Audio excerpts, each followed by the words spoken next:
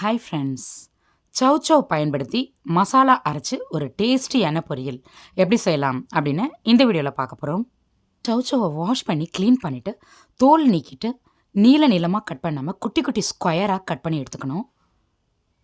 பேனில் கொஞ்சமாக தாளிக்கிறதுக்கு தேவையான அளவு ஆயில் சேர்த்து ஆயில் ஹீட்டான பிறகு 1 ஸ்பூன் கடுகு சேர்த்துக்கலாம்.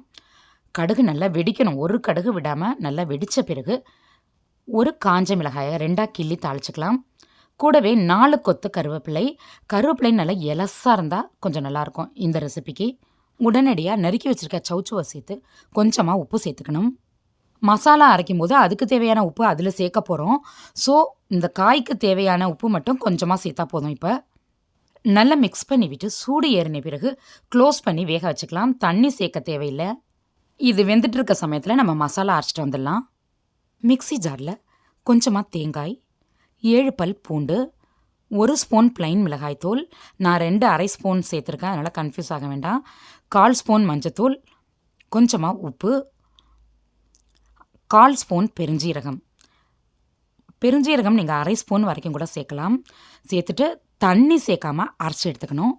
சவ் ஒரு 2 நிமிஷத்தில் வெந்துடும். ஸோ ஓப்பன் பண்ணி நல்லா மிக்ஸ் பண்ணி விட்டு வெந்திருக்கான்னு செக் பண்ணிக்கோங்க.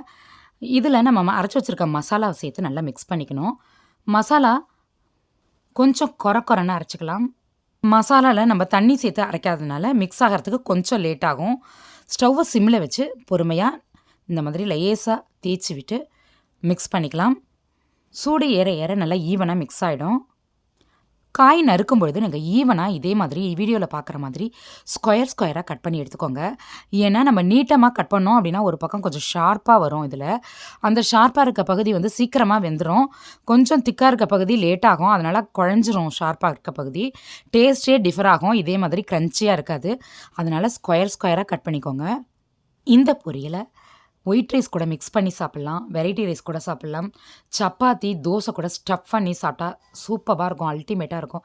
ட்ரை பண்ணி பாருங்கள் நீங்களும். மசாலா பச்சை வாசம் போன பிறகு கமகமன் வாசம் வரும். அந்த சமயத்தில் ஸ்டவ் ஆஃப் பண்ணிவிட்டு சுட சர்வ் பண்ணுங்கள். பேசிக்காக சவ் நீர் சத்து அதிகமாக இருக்கக்கூடிய காய், அதனால் அடிக்கடி சேர்த்துக்கலாம் நீங்கள். பட் கோல்டு ஆகும் அப்படின்னு சில பேர் சாப்பிட மாட்டோம். இந்த பூண்டு சேர்த்து செய்கிற இந்த மெத்தடில் செய்யும்பொழுது கோல்டு பிடிக்காது. நீங்கள் அடிக்கடியும் இதை சாப்பிட்லாம். சேனலை சப்ஸ்கிரைப் பண்ணாதவங்க ப்ளீஸ் பண்ணிக்கோங்க. பக்கத்தில் இருக்க பெல் ஐக்கான் ப்ரெஸ் பண்ணி ஆல் ஆப்ஷன் கொடுத்துக்கோங்க. நம்ம சேனலில் இன்னும் நிறைய டிஃப்ரெண்ட்டான ரெசிபீஸ், சூப்பரான ரெசிபீஸ்லாம் இருக்குது. டைம் கிடைக்கும்பொழுது பாருங்கள்.